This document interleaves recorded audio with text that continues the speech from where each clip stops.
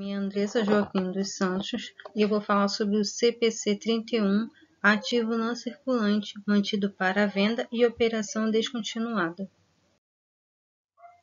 É considerado um importante pronunciamento contábil, pois fornece subsídio para o reconhecimento e a evidenciação das operações de descontinuidade de operações.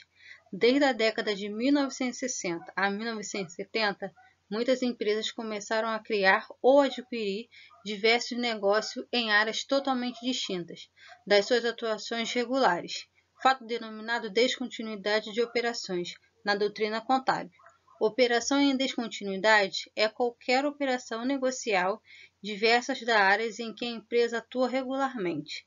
Ademais, conforme será demonstrado no presente artigo, um elemento indissolvível da operação em descontinuidade é o ativo não circulante, mantido para venda.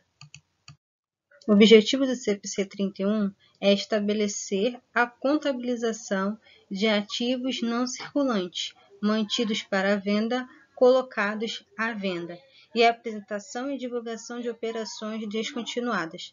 A norma contábil especifica que as operações em descontinuidade é um componente da entidade que tenha sido alienado ou esteja mantido para venda e 1. Representa uma importante linha separada de negócios ou áreas geográficas de operações que sejam parte integrante de um único plano coordenado para a venda, ou 2. É uma controlada adquirida exclusivamente com objetivo de revenda. Classificação dos ativos não circulantes mantidos para venda. O CPC 31 esclarece que a entidade deve classificar um ativo não circulante como mantido para vendas se o valor contábil será recuperado principalmente por meio de transações de venda, em vez de um uso contínuo. Sendo assim, é preciso que um ativo mantido para venda esteja disponível para venda imediata, em suas condições atuais, salvo de eventuais termos habituais ou costumeiros que precisem ser devolvidos para a conclusão da venda. Em outras palavras, é preciso que sua venda seja atualmente provável. O que é uma venda altamente provável? Para que uma venda possa ser considerada altamente provável, um nível hierárquico de gestão da empresa, diretores, por exemplo, deve ser comprometidos com o plano de vendas do ativo, por meio de um programa firme para localizar um comprador e assim concluir o plano de venda. Um compromisso firme de compra é um acordo com uma parte não relacionada, vinculado ambas as partes por meio de um vínculo jurídico, por exemplo, contrato, em que conste os termos significativos, preço, cronogramas das transações e uma penalidade suficientemente alta para tornar o cumprimento do acordo altamente provável. Com o intuito de diminuir a subjetividade da definição, o pronunciamento estabelece alguns requisitos objetivos para que uma venda seja altamente provável. 1. O preço de venda anunciado seja razoável em relação ao valor justo do ativo. 2. A entidade espera que a venda se qualifique como concluída em até 1 ano, a partir da data da sua classificação. 3. Seja improvável que possa haver alterações significativas no plano de venda ou que essa possa ser abandonada. Embora a norma tenha definido um limite de até 1 ano, acontecimentos ou circunstâncias podem estender o período de conclusão de venda por um período superior, desde que tais circunstâncias ou acontecimentos estejam sob controle da entidade e haja evidência suficiente para que a entidade seja comprometida com o plano de venda do ativo. Em outro ponto que merece destaque é quando a entidade adquire um novo ativo e desde o momento da aquisição até a exclusiva intenção de vendê-lo. Nessa situação, a norma contábil foi um pouco mais flexível, ao estabelecer como requisitos para a classificação apenas a intenção de venda do ativo, permitindo que os demais requisitos sejam cumpridos posteriormente, desde que em curto prazo, normalmente no prazo de 3 meses. Ainda a norma esclarece que, se os requisitos forem satisfeitos, após a data do balanço, a entidade não deve classificar o ativo não circulante, mantido para venda como tal nas demonstrações contábeis divulgadas. Contudo, quanto esses critérios forem satisfeitos após a data do balanço, mas antes da autorização para emissão das demonstrações contábeis, a entidade deverá divulgar informações específicas para notas explicativas.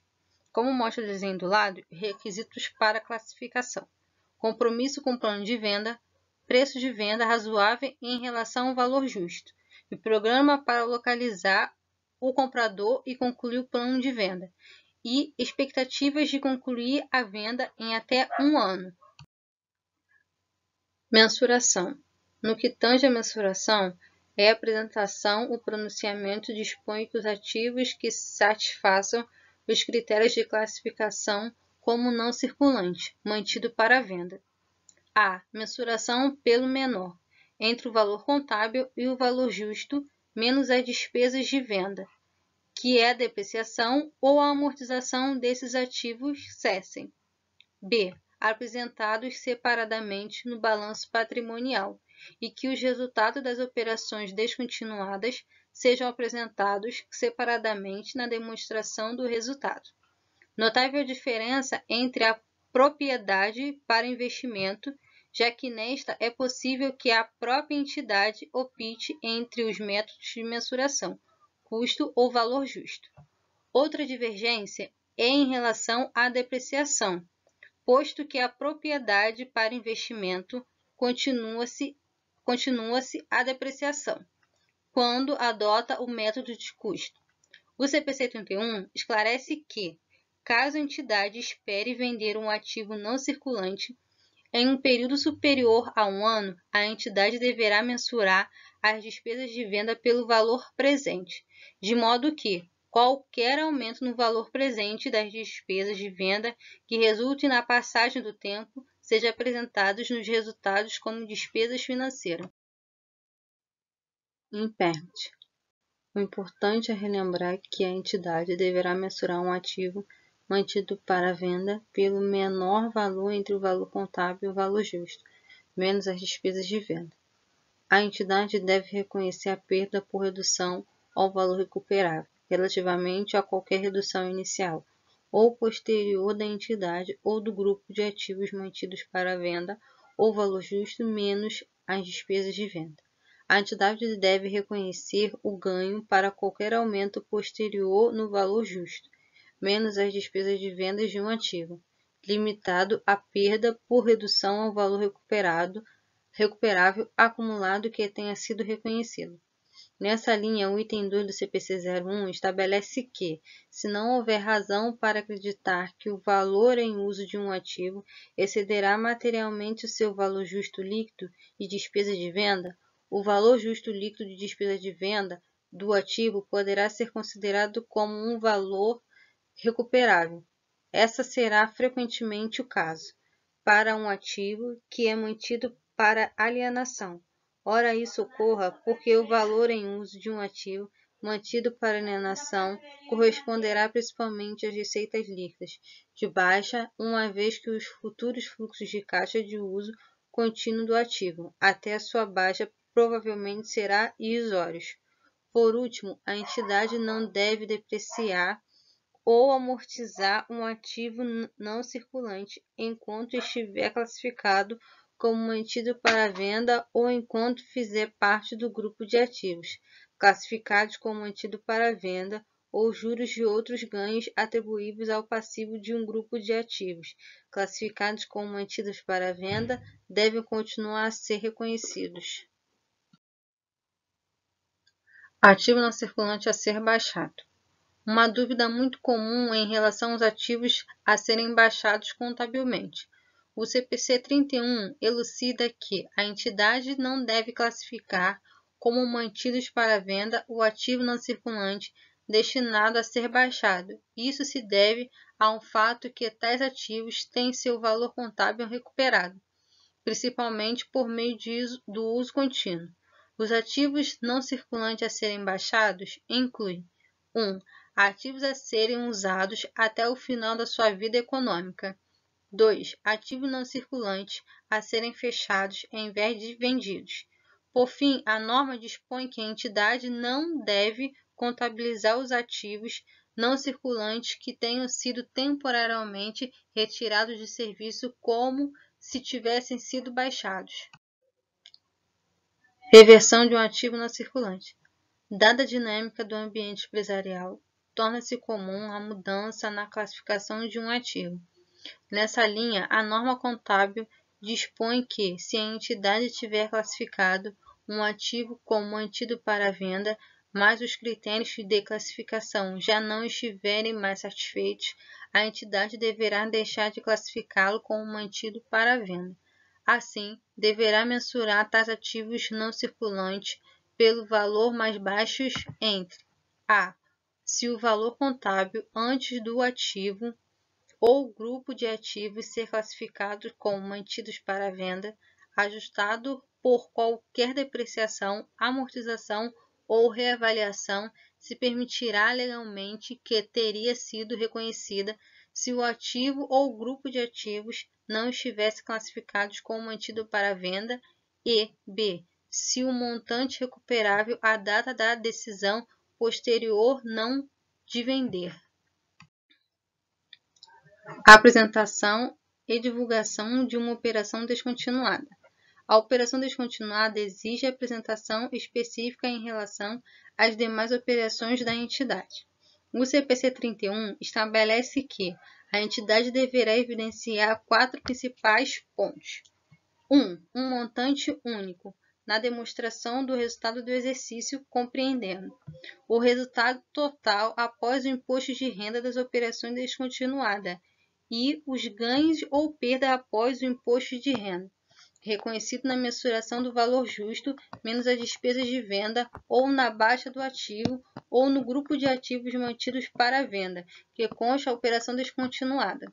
2. Uma análise do montante único apresentado em notas explicativas ou na demonstração do resultado do exercício como receita, despesa e resultado antes dos tributos das operações descontinuadas, as despesas como os tributos sobre o lucro, as despesas do imposto de renda, os ganhos ou perda reconhecidos na mensuração pelo valor justo, menos as despesas de vendas ou na alienação de ativos ou de grupos de ativos mantidos para venda que constitui a operação descontinuada e se for realizada na demonstração do resultado, deverá ser apresentada uma seção identificada e que esteja relacionada com a operação descontinuada, isto é, separadamente das operações em continuidade. 3. Nas notas explicativas ou nos quadros das demonstrações contábeis, os fluxos de caixas líquidos atribuíveis às atividades operacionais de investimentos e de financiamento das operações descontinuadas. Essas evidenciações não são exigidas para o grupo de ativos mantidos para venda, que sejam controlados recém-adquiridas que satisfaçam os critérios de classificação como destinadas à venda no montante da aquisição. 4. O montante de resultado das operações continuadas e das operações descontinuadas atribuíveis aos acionistas controladores. Essa evidenciação pode ser apresentada alternativamente em notas explicativas que tratam do resultado, além dos 4 principais pontos na norma determinada, ainda que a entidade deva apresentar o ativo não circulante classificando como mantido para venda separadamente de outros ativos no balanço patrimonial. Nessa mesma linha, os passivos do grupo de ativos classificado como mantido para venda devem ser apresentados separadamente dos outros passivos no balanço patrimonial. Por fim, a entidade deve apresentar separadamente qualquer receita ou despesa acumulada reconhecida diretamente do patrimônio líquido, outros resultados abrangentes, relacionados a um ativo não circulante ou um grupo de ativos classificados como mantido para venda. Conclusão. O CPC 31 apresenta um tema rotineiro no âmbito empresarial, mas a norma contábil não é de fácil assimilação ou aplicação. Esse fato é preocupante, considerando que uma classificação errônea pode ocasionar duas graves consequências. 1. Distorções relevantes nas demonstrações contábeis, comprometendo a qualidade da informação contábil. E 2. Distorções graves no resultado da entidade, podendo impactar a apuração tributária da entidade. Desse modo, conclui-se que uma correta aplicação da norma contábil é necessária para qualquer entidade empresarial.